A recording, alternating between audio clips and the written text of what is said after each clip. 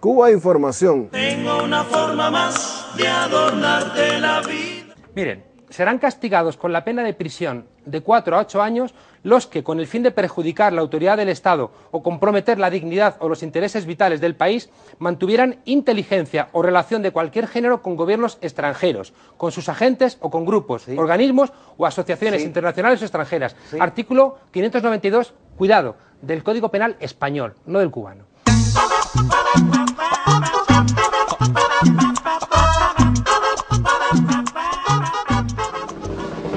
En Cuba existen cerca de 50 personas a las que los grandes medios de comunicación etiquetan como presos políticos, presos de conciencia o disidentes. Los gobiernos de los países más poderosos y ricos del mundo se apoyan en este argumento para presionar al gobierno cubano y tratar de forzar los cambios en la isla acordes a sus intereses políticos y económicos. La conocida y prestigiosa organización Amnistía Internacional también califica con estos términos a algunas de estas personas. Pero ¿qué hay de cierto en todo ello? Hay que recordar que ninguno de los llamados disidentes ha sido penado en Cuba por delitos de opinión, sino por su colaboración directa con el gobierno de Estados Unidos a través de diferentes medios, básicamente la recepción de fondos económicos. Esta superpotencia, cuya economía representa hoy cerca de 1/3 de toda la economía mundial, mantiene un bloqueo económico que provoca graves privaciones a la población de la isla y que ha sido condenado por la Asamblea General de Naciones Unidas en 18 ocasiones. Además, protege en su territorio a personas responsables de centenares de víctimas por actos terroristas en la isla y mantiene ocupada una parte del territorio del país, la bahía de Guantánamo, contra la voluntad expresa del pueblo y del gobierno cubanos.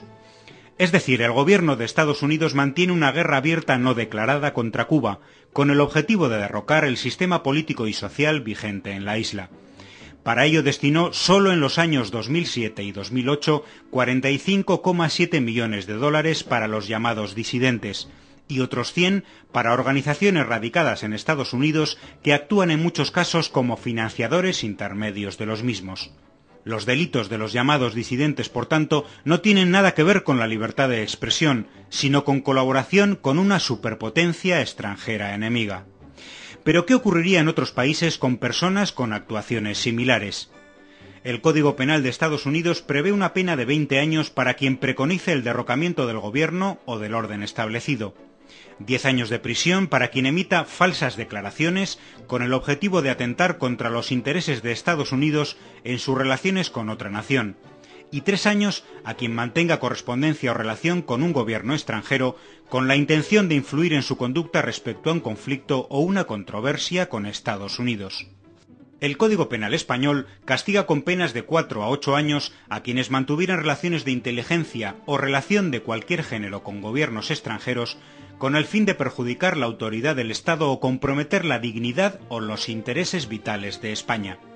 Y pena de 10 a 15 años a los culpables del delito de rebelión, aplicado a quienes se alcen violenta y públicamente con fines como derogar o modificar la Constitución o destituir o suprimir facultades del rey de España.